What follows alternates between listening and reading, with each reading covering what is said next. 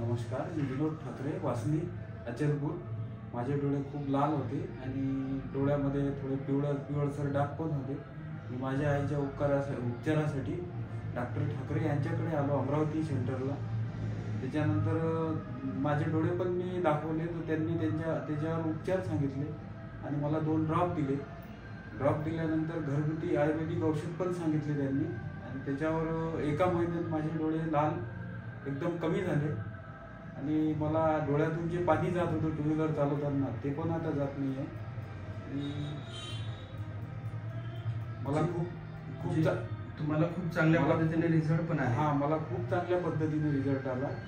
आणि असं जर कोणाच्या याच्यात होत असेल डोळ्यातून पाणी वगैरे लाल असेल तर असं समजू नका की हे जन्मताचे आहे.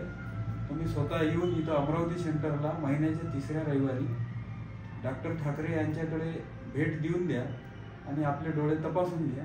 हीच माझी विनंती. नमस्कार.